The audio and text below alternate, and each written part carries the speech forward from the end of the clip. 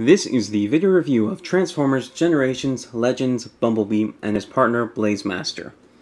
Now, I'll start off with Blazemaster is a kind of ugly little helicopter with visible hand syndrome and visible head syndrome. And I just really do not like this thing. The transformation is insultingly simple. Well, for all of the little minicon partners, they're insultingly simple. I won't knock points off of him for that because that's kind of the point of all these little guys. But this one in particular is just so ugly. He has no separate legs.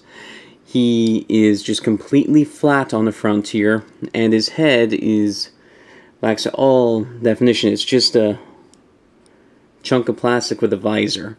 For posability, his arms move like this, and he can look way up. That's about it. He's just... I don't like him at all. For his gun mode, you hinge him up like this, and then hide this up here like that, and then you have a little handle right here. Now, I do kind of like how that works, how that all hinges together, but the problem is the gun is way too big for Bumblebee, as we'll see when we transform Bumblebee.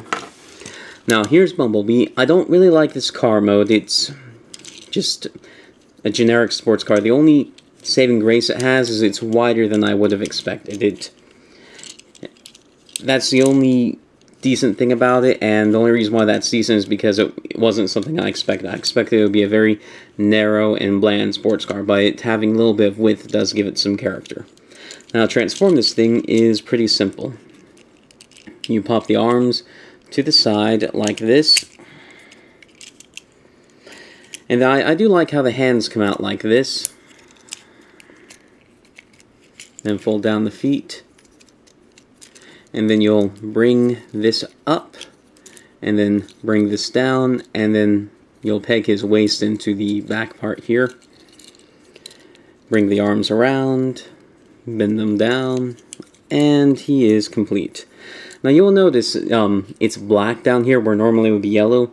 The reason I did that is because normally it's yellow, and that really screws up his silhouette, because like this, he has a pretty nice silhouette. I like the way he looks, but without it being black down there, it's all a sea of really annoying yellow, and it really sucks. So all I did for this was I took a Sharpie and I colored it in here, and I only went to about that point, and then I took some Future Floors and I painted it over with that so that it doesn't... Well, I guess it does stick on the fingers a little bit, but it doesn't stick as bad. Actually, no, that might be from something else. Yeah, it doesn't stick on my fingers, so that's what I did to improve his silhouette. And here's Bumblebee. Give him Blazemaster, and it is just way too big, and not in the good kind of way, in the unwieldy kind of way. So, I hate Blazemaster. He's going in the bin. Now, Bumblebee himself, he has decent posability. Rotates at the shoulder, goes in and out, has a ball joint here. Kind of limited because of the shoulder pad.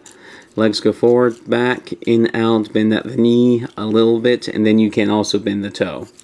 No head articulation, and that's about it for this guy.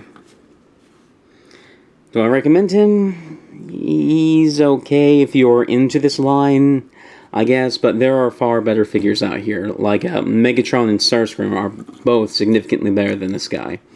So yeah, I review Power Rangers, Transformers, and Macross figures, just tons of stuff like that. If any of that sounds interesting, please subscribe.